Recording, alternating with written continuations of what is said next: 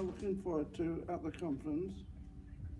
I'm looking forward to seeing new faces. What are you looking forward to at the conference? Meeting people. Asking the big bosses to get the wallet out of the pocket. That's one of my answers. Looking forward to seeing all the people that we see every year and getting our voices heard again. I'm looking forward to everything. Learning about parliamentary outreach, being part of a community and learning about your local parliamentary groups and the gala dinner and everything, and just being at the conference again. Dancing probably. I've been nominated for the Dayton Russell Award, which I'm looking forward to. That's one thing. One thing I'm also looking forward to is bit fun meeting people and mainly and also not just start looking forward to the workshops as well. So A lot of things, what I can understand, things, and workshops, Anything else? friends, meet people. I'm looking forward to being elected for a wall, and the reason for that is because I feel young people at my age of 26 and just slightly under are getting really let down with the systems at the minute we work, and I just feel that with me I could be the next Theresa May of the Northwest. I don't guarantee it, but I could be. Looking forward to facing the big bosses on Thursday. Right, what I'm looking forward to at the conference is to meet up with everybody and catch up and kind of get a few ideas sparking for the next 12 months. I'm looking forward to doing my workshop on death by death on Thursday. The disco and karaoke and socialising at night. Meeting other disabled people and learning how to look different parts of the country, things like that. And meeting new friends and new people. Meet lots of friends. Catching up a lot of old friends and meeting new ones. Making new friends and seeing old ones as well. Anything else? And team things have been improved from last year.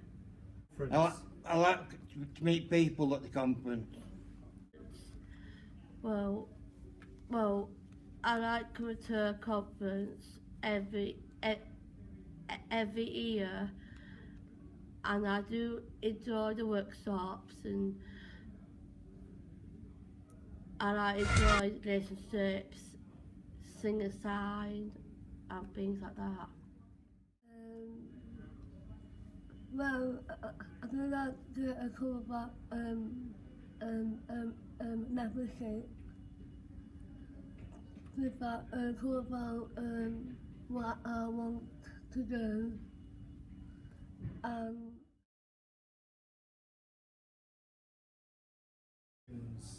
It is important to making decisions, and it's because you've got the choice to make your own decisions. Well, if you think about it, the person who knows best about what his or her service wants is the person itself. And so if you work with them, then you get it right. You get what the person wants first time, so there's less mental health or stress, which saves money on the council and NHS. Win-win all round. A lot of people struggle making decisions, and because I'm an advocate, and also I run an advocacy group in Chorley, Brothers of Charity, and we find a lot of people that don't have that voice, and it should be heard by other people or from a person that does advocacy. So that's why. Because you learn a lot, and also you can speak up to try and solve them as well. You make the decisions, we make some decisions like budgeting and cuts. Why is it important that you make them and not me? Because we're in charge. We're in charge. I'm in charge of our group, our organisation. Excellent, well done. Because I think it is important to make decisions together and not by yourself. If you don't make decisions, you do not get nowhere in life. Because sometimes we are told, people are told decisions without being consulted. So why is it important, Lizzie, to be involved in making those decisions? Because then you can have your say on what's going on. Yeah. I think it's important of making decisions is trying to get a word across to the bosses. Some of them don't listen, and I understand why they don't want to listen.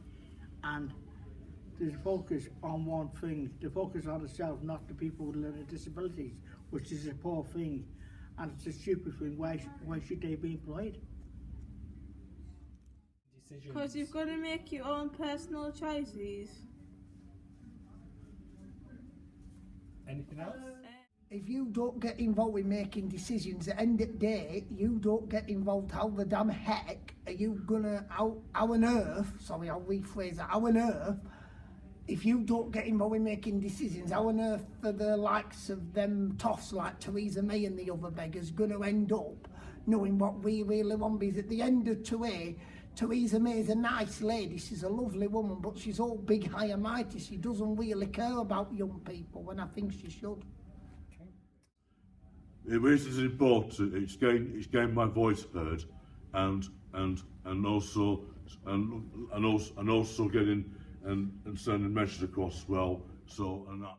It's very important. This is saying that nothing about us without us. Because if you don't, you'll lose out on the good stuff, and your decisions could help. Your decisions could help a lot of people out. Well, it's extremely important to be involved in making decisions because what the government are trying to do at the moment, they are trying to put lots and lots of cuts up and down across everywhere, and I think it's such a shame. Because then you get your voice heard. Then if you're involved in decision making, you get to put your opinion across. It's important to be involved in making decisions because they affect our everyday life choices that we make for ourselves and for others that know us every day. To make decisions, you should be heard and listened, and you should have a reply when they make the decision. If you don't have a reply from that decision, you should be able to go and say, why haven't you replied to me? I think if you make decisions and it's the right one, then you're going on the right track. But if it's the wrong one, it can be fatal. I think it's very important because to get people's voices heard. Okay.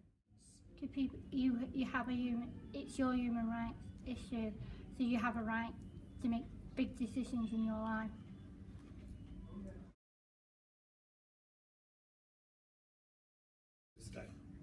My big question of the bosses. For me to answer. But the NHS, it's playing on our minds with the GPs, and it's bad. It's like messing. That money was going for the EU, was going towards the NHS and all that, and that's it. Brilliant. Thank you very much, Anthony. Thank you. I want to know what the government are going to do to save the NHS, which is currently in dire straits. Okay. I do. Why have the people with learning disabilities died too young?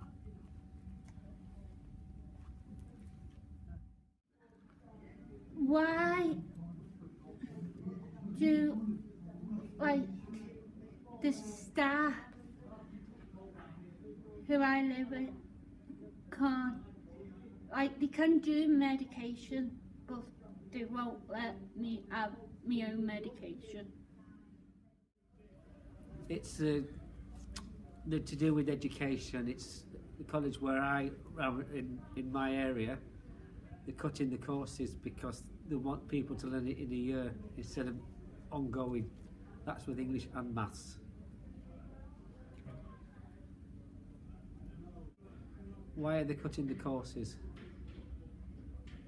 That'll do. How long does it take before we get 3,000, those remaining 3,000 people out of the ATUs alive? Because just last week a young girl in one died, someone called Laura. Now, whereas for people like Ann Thomas, who also died 2 years ago, we need to get those people out now. That's brilliant. I got a car and wants to use some taxi without the car just sitting there on its own. Drivers. But if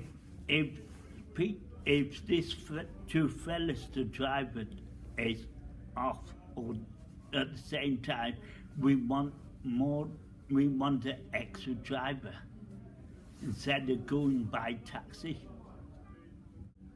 How long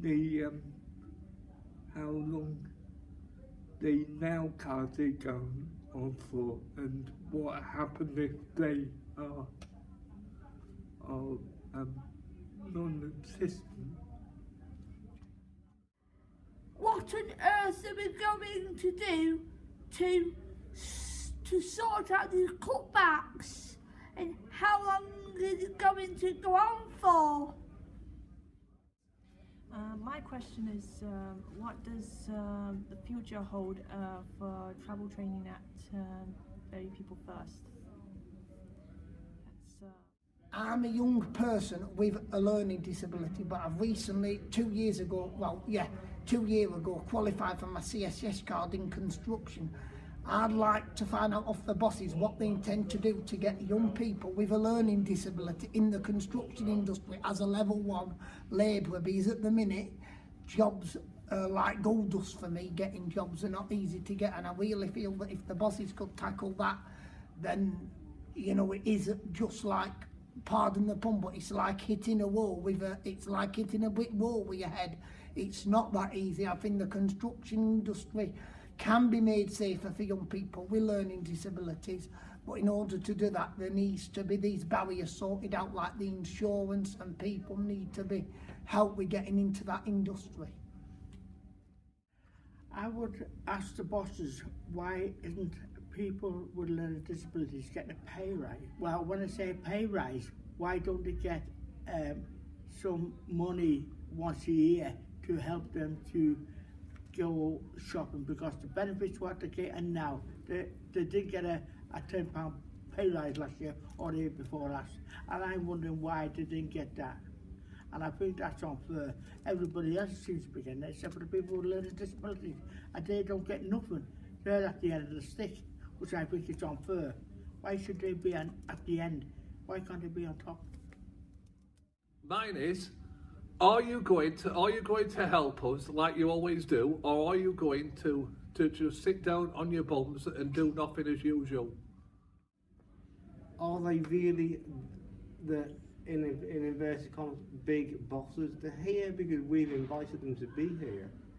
They're here because they're employed by the system to basically provide us with the answers we're looking for. So the question is, why are they referred to as the big bosses when they're clearly not? I'm saying this to big bosses. We want a government. We want some money. We want some money to, because we want money to keep coppers going.